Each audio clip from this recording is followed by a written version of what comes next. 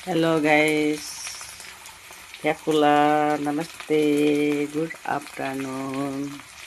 खाना बनाउँदैछु। अहिले यसको लागि भेन्डी र आलु बनाउँदैछु। हेर्नुहोस् न, भेन्डी र आलुको चरचरी बनाउँदैछु।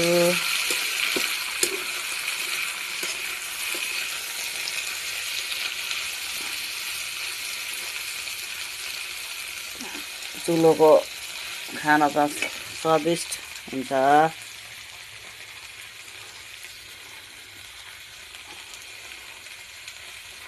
ग्यास नभएकोले गर्दाखेरि तर त मलाई के जस्तो लाग्दैन, बनाउँछु चुलोमै। दाना बनाउने घरमै बनाउँछु खाना, के गर्नु अब। बनायो सबै यसमा भाँडामा हालेर सबै भित्र लान्छु, डाइनिङमा बसेर खाने।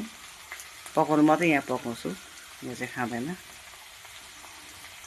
बिहान ल्यायो बनायो, 12 बजी ल्यायो बनायो, बेलुकी ल्यायो बनायो गर्छु। अन्त सबै भित्र ओसारेर भित्रै खान्छ। अनि बाई गाइस, मेरो किचन देखेपछि तपाईँहरूलाई कस्तो लाग्छ होला, यसो लाइक कमेन्ट सेयर गरिदिनुहोस्। कस्तो दामी छ मेरो किचन, हेर्नुहोस् न। वाह वरिपरि छ मेरो सामानहरू, काट्दै बनाउँदै गरेर।